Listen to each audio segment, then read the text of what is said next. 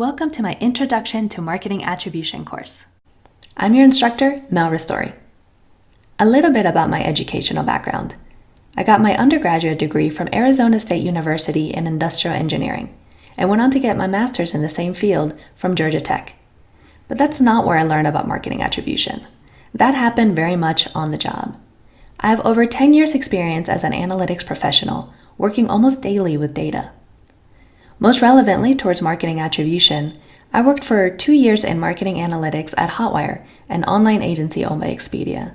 And most recently, right here at Udemy, where I spent almost 3 years, first as a manager over marketing analytics, and then went on to lead all of analytics as a director. In both companies, I was closely involved with selecting and using the marketing attribution models by the marketing teams. How can marketing attribution help you? Well, first, it will let you understand how your channels work together and how they bring users and value to your site. Second, it will let you set the right incentives so you can reward the behavior that you want. And lastly, it will help you spend on your marketing with confidence because you'll have a thorough understanding of what's driving your ROI by channel and by campaign. This course is intended to give you an introduction about marketing attribution. First, we'll look at the typical marketing channels in the digital world, then use them to define marketing attribution and what attribution models are. And lastly, I'll describe the most common marketing attribution models.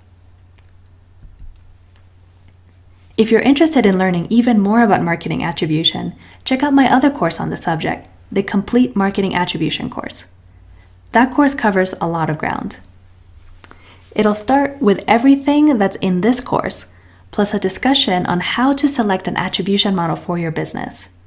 It also goes into implementation details, how to set up proper tracking, and how to analyze different models using Google Analytics. The complete course also has several extensions. It will cover some advanced topics like model variants and how to think about time as an input for your marketing attribution model. It will also go into some interesting topics that are attribution adjacent, including a deep dive into understanding direct traffic and a discussion on how to value view-through value and offline marketing. All throughout, there'll be quizzes and practical applications to reinforce what you're learning in the lectures. Before we dig into the course, there are some logistics to cover. First, Udemy provides a forum for Q&A. If you're having a hard time understanding something, please read through the other questions that are already posted. You might be able to get an instant answer to your question if it's already been asked. Otherwise, please send your question. I truly believe there is no such thing as a stupid question. And if you have a question, it's likely that other students will too. I'll try to answer all the questions within one business day. But you can participate in the community of students interested in marketing analytics. If you know the answer to a question, please answer. A great way to reinforce your own learning is to share it with others. I'd really appreciate building a community of students who help each other. Let me jump to an example to show you the Q&A from another course I have published, which is a SQL course that's in Spanish. So here I'm in the middle of watching this lecture, and I can scroll down here to browse Q&A. You might not actually be able to read these questions because they're in Spanish. My course on SQL is in Spanish. But if you click on them, you can see the question and you can see that I've answered. If I hadn't answered and you wanted to, you knew the answer, you could go ahead and also answer. You could also just contribute to the conversation if it's not fully clear or if you want to add additional points. If you don't see the question that you ask, you can also search for it. Or if there's really nothing there already to help you with your question, you can go ahead and ask a new one. While we're in the course, another thing that you can do is go to the resources. So this lecture has some resources available, which right now are just some download. You can see the rest of them. These are all the downloads you can get on this particular lecture. In our course on marketing attribution, I'll probably have several lessons that have resources. Most of them will be links to external sites. One last housekeeping note. Udemy will prompt you for rating at multiple times while you're taking the course. Ratings and your feedback comments attached to the ratings are very important. because they help other students make a decision on whether the course is right for them. You yourself may have used reviews from other students to choose this course. Also, reviews are very helpful to me personally, since they let me know what works and what doesn't, so I can keep improving my course. As a heads up, Udemy will ask you for a rating at several points where you're taking the course. If you feel it's too soon for you to judge, you can select Ask Me Later and not leave a review. Or you can give a rating reflecting your first impression of the course, which is also very valuable. Thanks in advance for your feedback.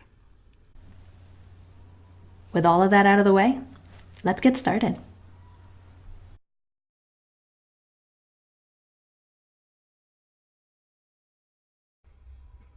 Before diving into attribution, let's talk about the common digital marketing channels. What are marketing channels? Simply put, they are sources of traffic to a website. You can categorize them in multiple ways, but one that we will work with is the distinction between those that you don't directly pay for and those that you do directly pay for. Let's start with those free channels. The most obvious one is when someone simply types out your website address in the browser address bar or opens your app from their screen. This is known as direct traffic. Next is organic search. I'm sure you've all Googled for something and sites come up in the search results. I should note that Google isn't the only search provider. Bing and Yahoo also have some presence, and Baidu is the primary search engine in China.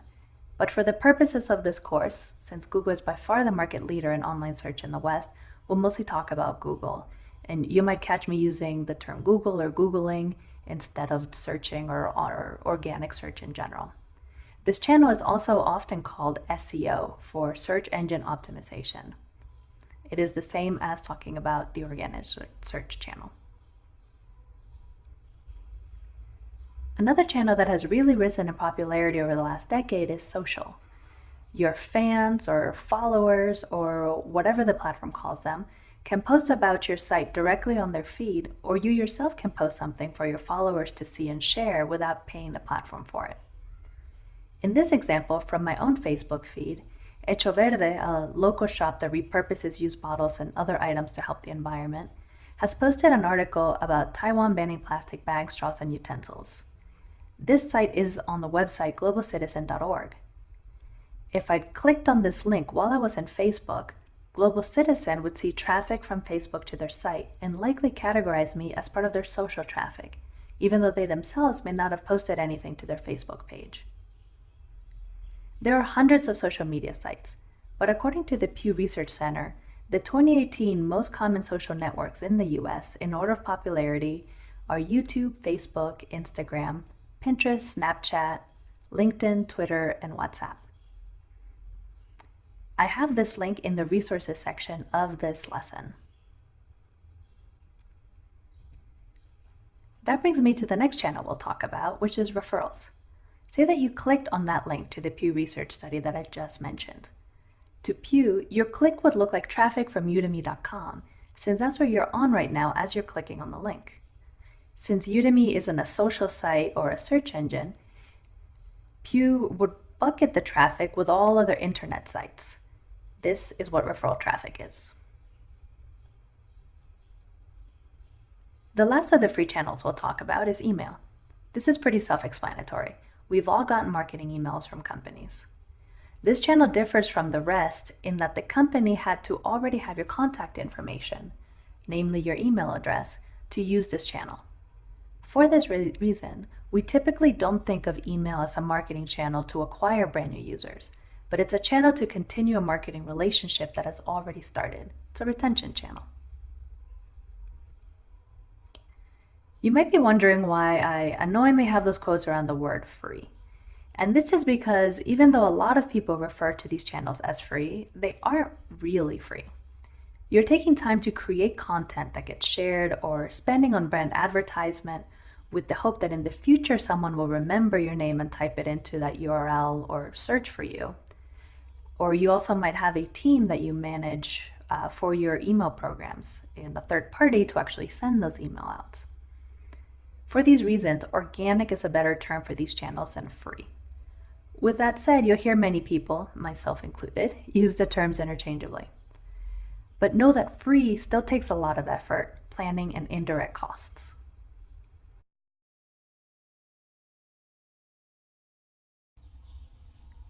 So what's the opposite of free organic channels?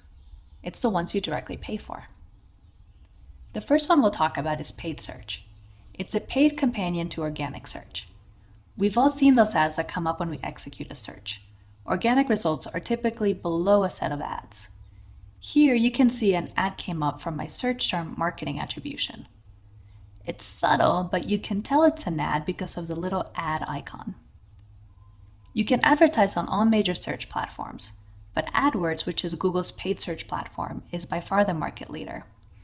This is the logo for AdWords that I'll sometimes use to differentiate Google organic search from paid ads. Another common paid channel is display, also known as banner advertising or ad serving. You've seen these all over the internet, usually in the margins or more recently in between content of pretty much all content sites.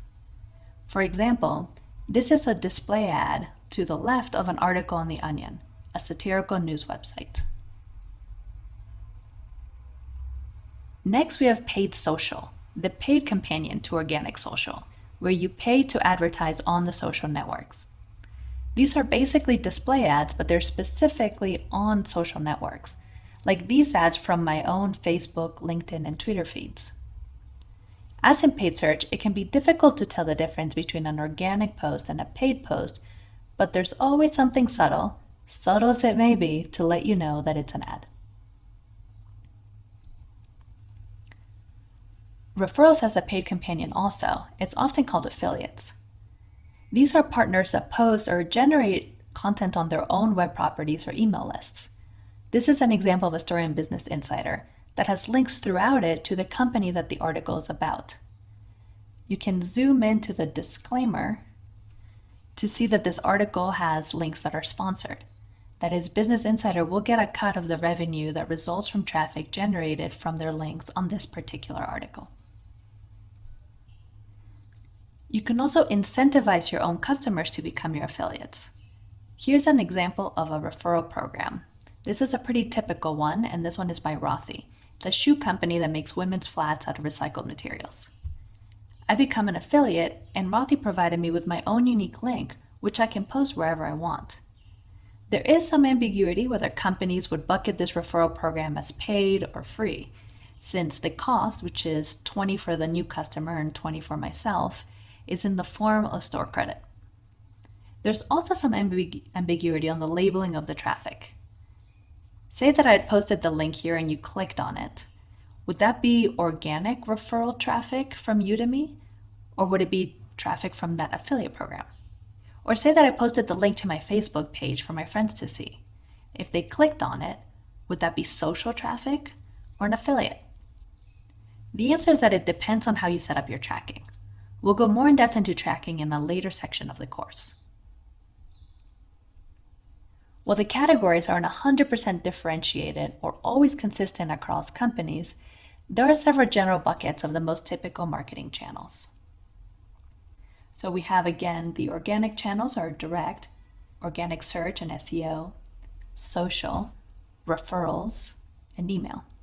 And then on the paid side, we have paid search, display, paid social, and affiliates. This completes the overview of the primary channels in digital marketing. In the next section, we'll talk about how to give credit to these channels through marketing attribution.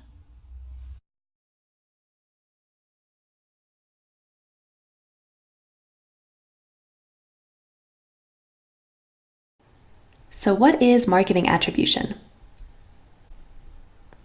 Simply put, it's the way of dividing credit among the traffic channels that brought users to your site. This is best explained with an example. Let's say I have an apparel online store called, very originally, Mel Store.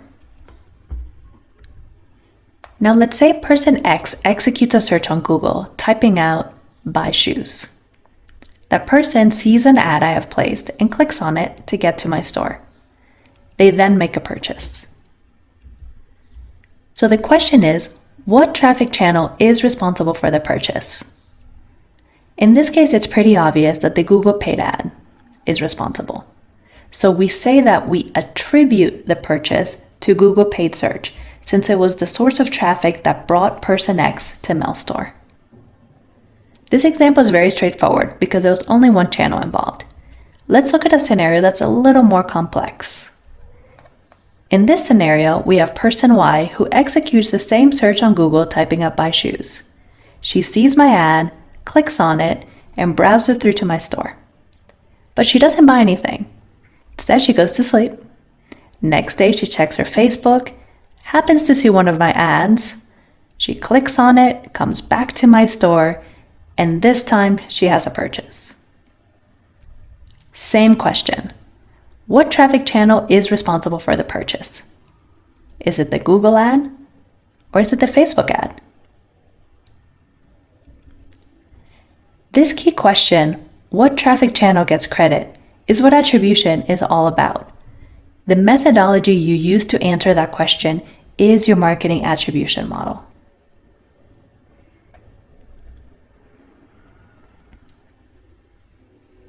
Before getting into attribution models, let's talk about why this even matters. And spoiler alert, it's going to boil down to understanding the return on your investment of the different marketing channels. Say that you give all the credit to the last click before a purchase, in this case, the Facebook ad. Assume that each click on both Facebook and Google costs you $1 each, and the purchase was for $10. If you give the credit to the last click, which is Facebook, the ROI of the Google ad is the revenue from the ad divided by the cost of the ad. So $0 in revenue from $1 in spend, which is a 0 return on $1. For Facebook, the ROI is $10 return on $1, so that's a 10x return. But what if the Facebook ad only resonated with the user because they had just interacted with your site the day before? Does it seem right to have an ROI of 0 for the search ad and 10 for the Facebook ad? What if you cut your spend on search ads because they look like they get an ROI of 0?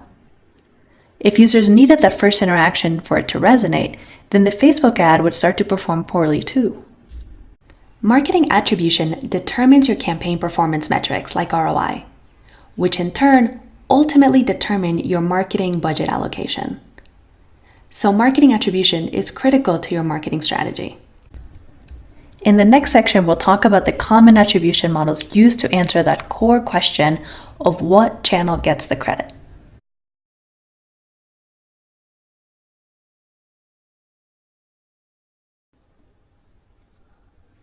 In this lesson, we'll dive into the most common attribution models used in digital marketing. Let's go back to our example from the previous lecture, where person Y clicks on Google ad for my site, then the next day clicks on a Facebook ad for my site, and then completes a purchase. But let's still make it just a little more complicated. We'll still have the Google paid search ad, the Facebook ad, but then have person Y take yet another day to sleep on her idea of making a purchase. When she wakes up, she's ready to purchase, but she doesn't remember the URL. So she searches for Mel's store on Google, this time with the organic search result for my store. So it's an SEO or organic search click. This time she comes to the site and completes the purchase. To summarize her path from the perspective of traffic to my site, on day 1, I saw her visit from Google search paid ad. On day 2, I saw her visit from Facebook paid ads. On day 3, I saw her visit from SEO and actually make a purchase. Note that I am using the logo for AdWords, which is Google paid advertising platform, to differentiate between the Google organic click and the AdWords click. Let's look at the different potential models for this customer journey. There's the most common, which is the last touch. In this model, all credit goes to the last touch before the sale, which in this case is SEO. If we convert that into dollars, if the purchase was for $10, we have that 100%, $10 goes to SEO and $0 for the other channels. Then there's first touch, where it's the reverse. All credit goes to that first touch. In this case, AdWords, the Google paid ad. First touch and last touch are both known as one-touch models. This is because they give all the credit to one of the touches. There are models where credit is shared across multiple channels. These are known as multi-touch models. The first of the multi-touch models that we're going to cover is the position-based model. In this model, the first and last touch get an equal and large amount of credit, usually 40% each. In this example, it means 40% to Google AdWords and 40% to SEO. And the middle channels share the remaining 20%. In this case, since there are only 3 channels, the full 20% goes to Facebook. If we convert that into dollars, the purchase for 10, it means that $4 is attributed to AdWords, $2 to Facebook, and $4 for SEO.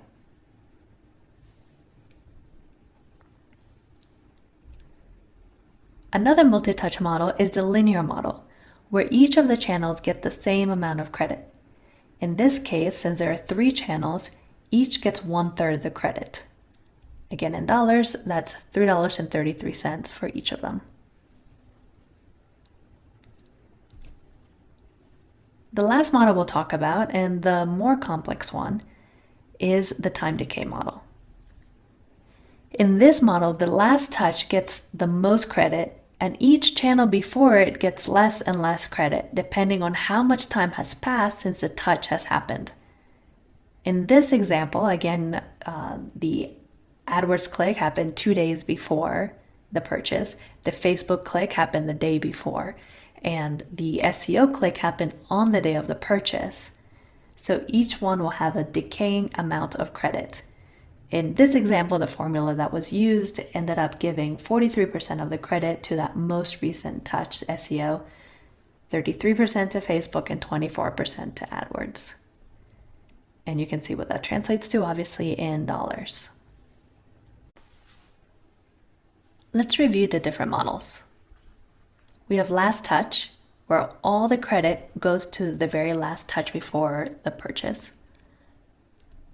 We have first touch, which is all the credit going to that very first touch before the purchase.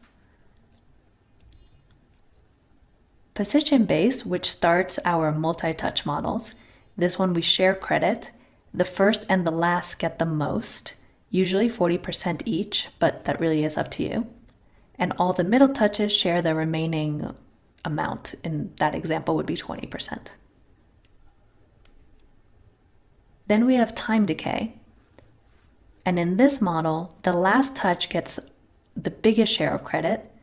Then the touch before the last gets the next largest amount of credit, and so on, where the amount of credit is determined by how much time has passed between that touch and the purchase. How quickly you decay or how much time you let pass are all configurations that you can set to the model. But the premise is the same, that the farther away you are from the goal that you have, in this case a purchase, the less credit you're going to get. And the last of the models that we covered is the linear model, in which all of the channels involved in the customer's journey will get an equal amount of credit. We just covered a lot of material. So next you'll have a quiz to help you review and make sure you understand what the different channels are. Don't worry if you don't get all the answers. In the next lesson, we'll go over each question and answer in detail. Good luck.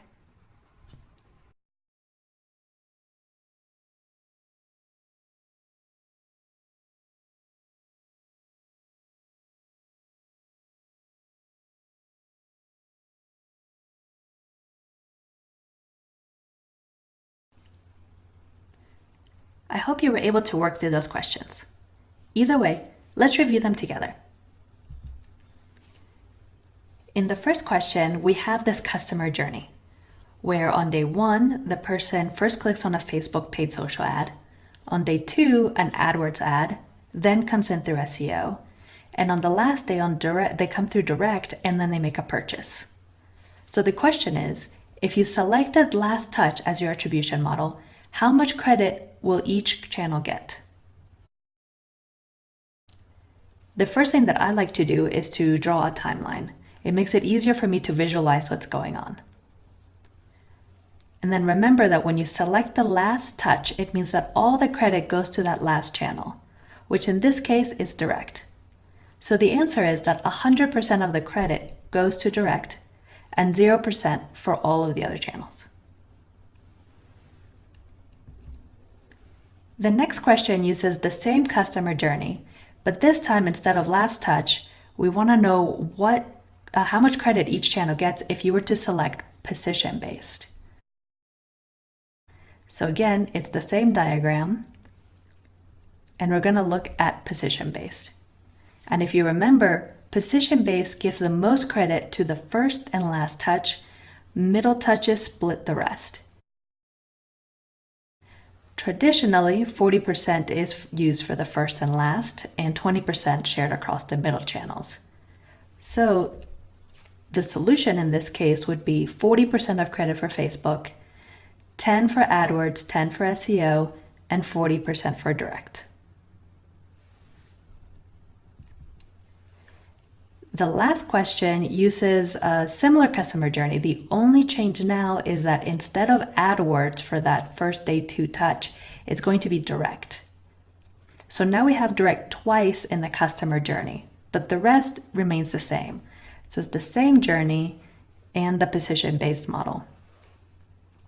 Position-based, it's called position-based because it's based on the position of the channel. It's completely independent of what the channel actually is. So we would follow the same logic as before, where first and last get 40% each, and then the middle ones split the 20%, so 10 each. So when you're summing across the channels, you see that Facebook gets 40%, direct has 50, which is the sum of 10 and 40, and SEO gets 10. I hope you were able to follow along with that. If you still have any questions, don't hesitate to join the Q&A.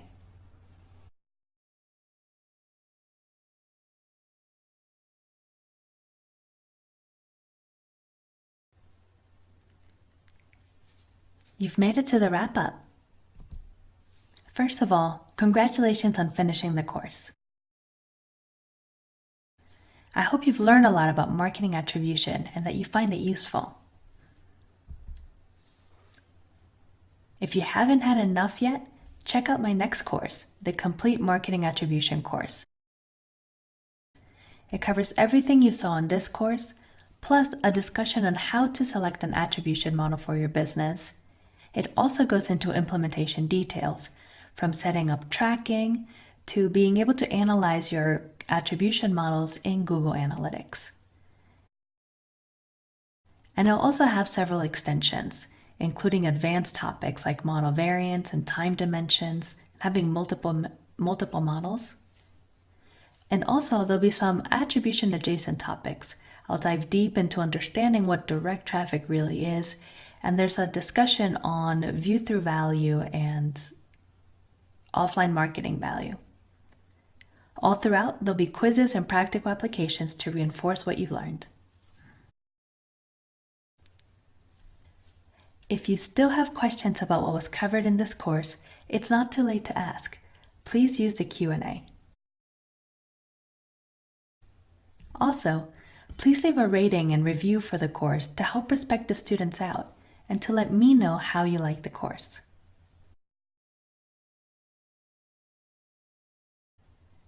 And last but most importantly, thank you. You spent a lot of time on my course and I really appreciate it.